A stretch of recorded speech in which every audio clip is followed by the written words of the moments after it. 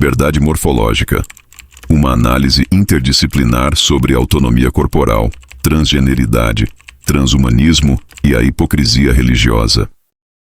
A liberdade morfológica é um direito fundamental de transformação do corpo através de tecnologias médicas, genéticas ou cibernéticas, posicionando-se no cerne dos debates contemporâneos sobre ética e direitos humanos. Ao desafiar paradigmas tradicionais de identidade e normalidade, essa noção radical de autodeterminação corporal ganha urgência frente aos avanços acelerados em biotecnologia e inteligência artificial.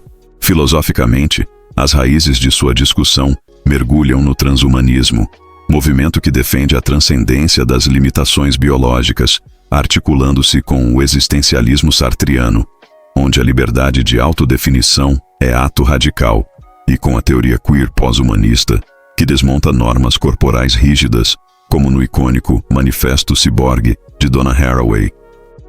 Popularizada por pensadores como Anders Sandberg e Max Mori, a liberdade morfológica também está ligada à bioética do aprimoramento defendida por Nick Bostrom e Julian Savulescu, que legitimam o uso tecnológico para expandir capacidades humanas.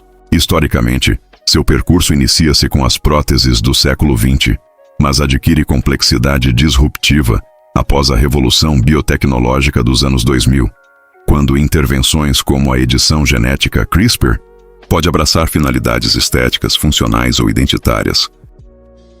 A importância do direito à liberdade morfológica. A liberdade morfológica deve ser um direito fundamental que redefine a relação entre indivíduo, sociedade e tecnologia, pois sua importância transcende a esfera pessoal, influenciando campos como medicina, arte e política. A capacidade de modificar o corpo está intrinsecamente ligada à construção da identidade. Para muitas pessoas, especialmente aquelas cujos corpos não se alinham com normas sociais, como indivíduos transgênero, deficientes ou biohackers, a liberdade morfológica é uma questão de sobrevivência psicológica e social. Podemos dizer, por exemplo, que a harmonização, independente de qual seja, não é só um procedimento médico, é também uma ferramenta de afirmação existencial. Filósofos como Judith Butler argumentam que o corpo é um texto social em constante reescrita, e negar essa reescrita é perpetuar violência simbólica. Tecnologias desenvolvidas para modificações corporais frequentemente beneficiam a sociedade como um todo. Os avanços em próteses robóticas eram inicialmente voltados para veteranos de guerra, hoje permitem que atletas paralímpicos quebrem recordes em competições esportivas. Assim, a edição genética CRISPR poderia erradicar doenças como a anemia falciforme. A norma do corpo saudável, jovem e não modificado é uma construção histórica ligada a sistemas de poder. Ao permitir que corpos sejam transformados, a liberdade morfológica desestabiliza hierarquias baseadas em raça, gênero e capacidade física. O artista Neil Harbisson, que possui uma antena implantada no crânio para perceber cores como sons, expande a percepção humana além dos limites biológicos. Controle político e religioso sobre os corpos. A criminalização da autonomia morfológica. Governos autoritários e grupos religiosos conservadores instrumentalizam leis para criminalizar modificações corporais associadas a grupos marginalizados sob retóricas de proteção de valores tradicionais. Essas políticas operam como projetos de biopoder para sustentar estruturas heteronormativas e patriarcais. Alegando defender a família ou a moral, na realidade buscam controlar corpos dissidentes, em especial aqueles que desafiam normas de gênero e sexualidade. Essa perseguição ignora contradições históricas.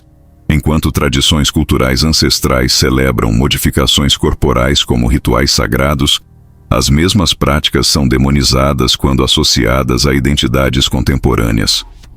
A interferência estatal viola direitos individuais e também a pluralidade de significados que o corpo pode carregar. Políticas anti-trans na era Trump. Autoritarismo e negação de direitos. A atual administração estadunidense implementa uma ofensiva coordenada contra os direitos de pessoas transgênero e não binárias, alinhada a agendas ultraconservadoras e projetos de poder autoritário. Essas medidas buscam excluir essa população da vida pública, negar acesso a cuidados médicos vitais e impor definições rígidas de gênero com base em critérios biológicos essencialistas. No plano jurídico identitário, o governo federal passou a reconhecer exclusivamente 2 sexos biológicos, eliminando marcadores de gênero não binários em documentos oficiais e obstruindo atualizações de registros para pessoas trans. Agências apagaram terminologias inclusivas de portais e políticas públicas, apagando dados históricos e recursos de saúde específicos para a comunidade LGBTQIAPN+.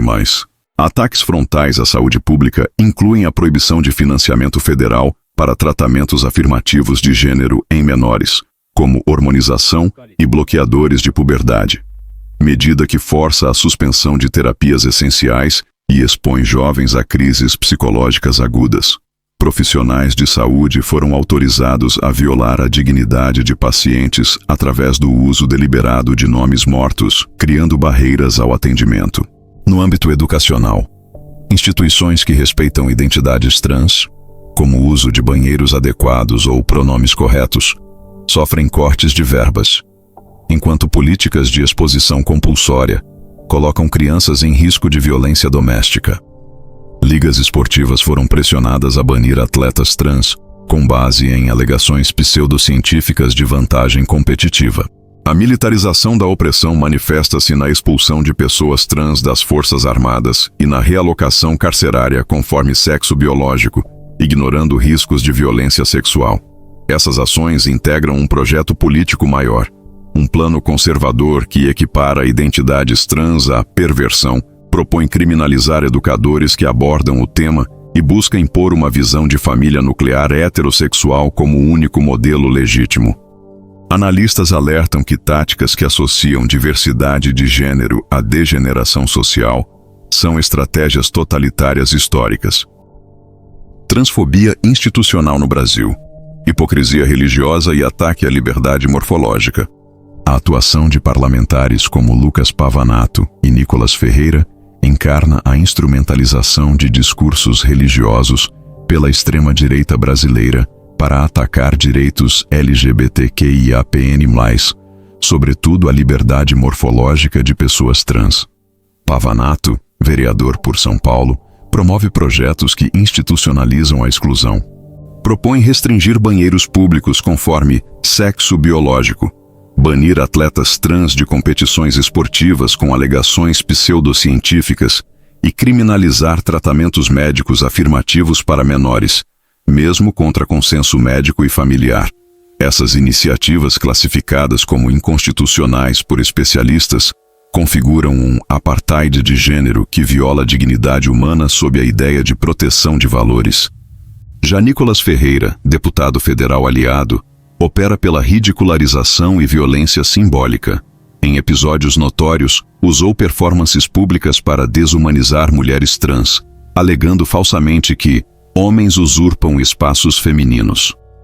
Sua retórica alimenta propostas legislativas que buscam proibir linguagem não binária e criminalizar cirurgias de redesignação sexual, reforçando um projeto de poder que criminaliza identidades dissidentes. A condenação judicial por danos morais a uma deputada trans, após ataques, expõe o caráter persecutório dessas ações, mascaradas como defesa da fé.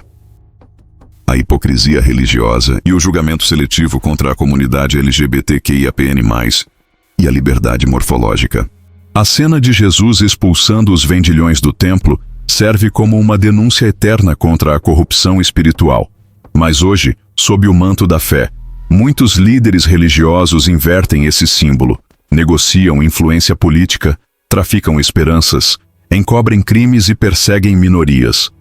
Enquanto condenam pessoas trans, não binárias e homossexuais com base numa leitura seletiva de princípios bíblicos, igrejas evangélicas brasileiras abrigam casos de estupros cometidos por pastores, assassinatos encomendados por fiéis, esquemas de corrupção milionários e alianças orgânicas com o crime organizado.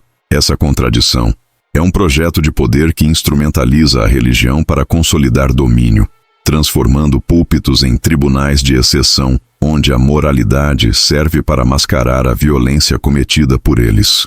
A retórica de proteção das crianças e valores familiares servem como cortina de fumaça para justificar a perseguição. Mas são precisamente dentro das estruturas eclesiásticas que alguns dos crimes mais brutais contra famílias se perpetuam. Pastores que abusam sexualmente de fiéis, líderes que extorquem idosos vendendo unções, igrejas que lavam dinheiro de milícias enquanto pregam lei e ordem. A seletividade do julgamento moral revela a real função dos seus projetos: silenciar corpos que desafiam a norma heteronormativa, como pessoas trans que reivindicam liberdade morfológica para existir, ou jovens não binários que recusam diagnósticos patologizantes. Comunidades que deveriam praticar o amor ao próximo como mandamento máximo, dedicam energias a perseguir aqueles que nem sequer compartilham sua fé, enquanto protegem predadores em suas próprias fileiras. Essa inversão é sintoma de uma teologia pervertida pelo poder. Ao criminalizar identidades dissidentes, esses grupos não defendem princípios sagrados, consagram a própria hipocrisia como dogma. O verdadeiro escândalo não está nos corpos que modificam-se para afirmar sua humanidade, mas nos altares que transformam cruzes em armas contra os que Jesus acolheria primeiro.